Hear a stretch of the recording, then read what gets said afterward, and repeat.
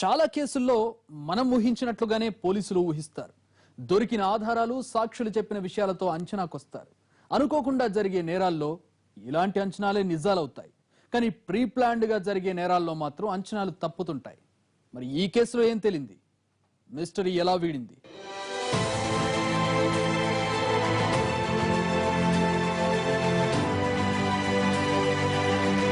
తర్వాత రోజు ఢిల్లీలో మీటింగ్ ఉందంటూ ఉదయం 6కే ఇంటి నుంచి బయలుదేరాడు.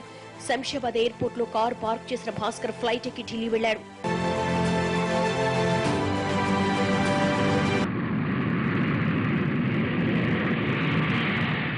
ఉదయం 10 గంటలకు ఢిల్లీలో ఐటీ కంపెనీ మీటింగ్ మొదలైంది. తాను మీటింగ్ లో ఉన్నట్లు అందరికీ తెలిసేలా అటు ఇటు తిరిగిన భాస్కర్ ఫోన్ కాల్ వచ్చిందంటూ 10:30కు మీటింగ్ నుంచి బయటకొచ్చాడు. వెంటనే ఎయిర్పోర్ట్ కు వెళ్లి శంషాబాద్ ఫ్లైట్ ఎక్కాడు. 12:30కు హైదరాబాద్ లో ల్యాండ్ అయ్యాడు.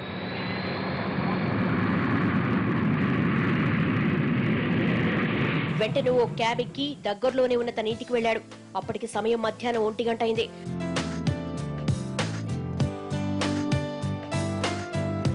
అప్పటికే భోజనం చేసిన వైష్ణవి ఆ టైంలో నిద్రపోతోంది. తలుపు కొట్టగానే నిద్రమత్తులో డోర్ తీసింది.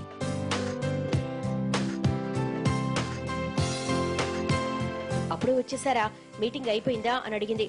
లోపలికొచ్చి తలుపు వేసేసిన భాస్కర్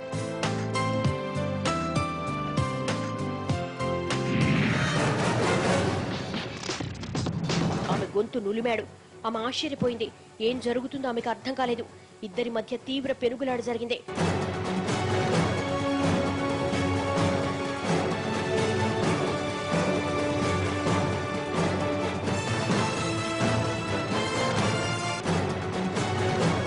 ఆమె చేతి గాజు ఒకటి పగిలింది. కొన్ని క్షణాలకి ఆమె ప్రాణాలు విడిచింది.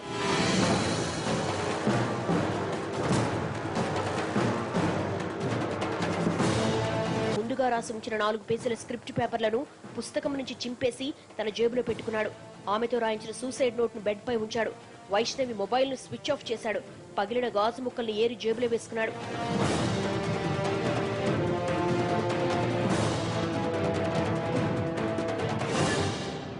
వెంటనే ఇంట్లో ఉంచిన ఉరితాడును తెచ్చి సీలింగ్ ఫ్యాన్ కు ఆమెను ఉరివేశాడు.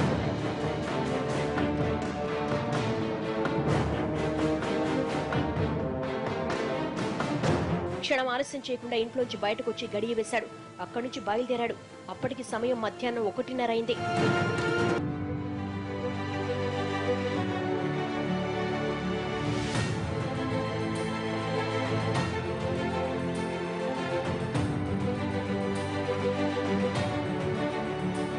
శంషాబాద్ ఎయిర్పోర్ట్ కు కారులో వెళుతూ స్క్రిప్ట్ పేపర్లను, గాజు ముక్కల్ని దారిలో పారేసిన భాస్కర్ వెంటనే విమానం ఎక్కి ఢిల్లీ చేరుకున్నాడు. అప్పటికి టైం సాయంత్రం 5 గంటలైంది.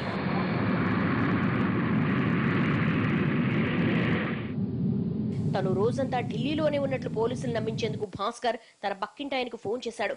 వైష్ణవి మొబైల్ స్విచ్ ఆఫ్ అయిందంటూ కన్నింగ్ డ్రామా ఆడాడు. భాస్కర్ ఇంత పగడ్బందీగా మర్డర్ స్కెచ్ చేసినా పోలీసులు అతడే హంతకుడని తేల్చగలిగారు.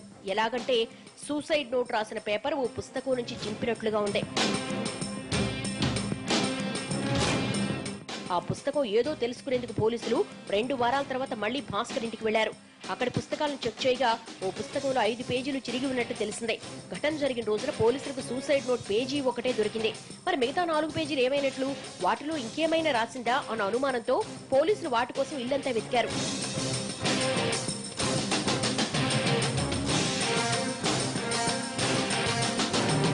ఇంట్లోని బెడ్ కింద వైష్ణవి చేతి గాజు ముక్క ఒకటి దొరికింది. పోస్ట్ మార్టం రిపోర్ట్ లో ఆమె చేతులకు 3 గాజులే ఉన్నట్లు రాసి ఉంది. అంటే మరో గాజు పగిలిందన్నమాట. సూసైడ్ చేసుకుంటే గాజులెందుకు పగులుతాయి? అంటే ఏదో పెనుగులాట జరిగినట్లే. ఘటన జరిగిన రోజున పోలీసులకు గాజు ముక్కలేవి దొరకలేదు.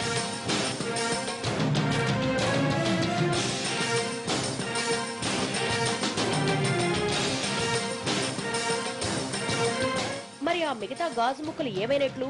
ఆ ఇంట్లోకి భాస్కర్ తప్ప ఇంకెవరూ వచ్చే అవకాశం లేదు. ఈ కోణంలో ఆలోచించిన పోలీసులు భాస్కర్ అదుపులోకి తీసుకున్నారు. లాఠీలకు పరిచెప్పి 4 తగిలించగా నిజం కక్కాడు. తానే హత్య చేసినట్లు ఒప్పుకున్నాడు.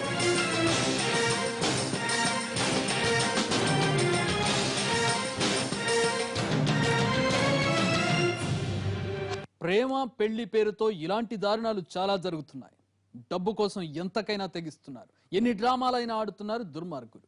అప్రమత్తంగా ఉండకపోతే ప్రాణాలకే ప్రమాదం అని హెచ్చరిస్తోంది వైష్ణవి కథ. ముఖ్యంగా చదువుకునే అమ్మాయిలు నయవంచుకుల ఉచ్చులో పడొద్దంటూ హెచ్చరిక పంపుతోంది వైష్ణవి దీనగాథ. ఇది ఇవాల్టి ఎపిసోడ్. నెక్స్ట్ టైం మరో వాస్తవ గాథను చూద్దాం.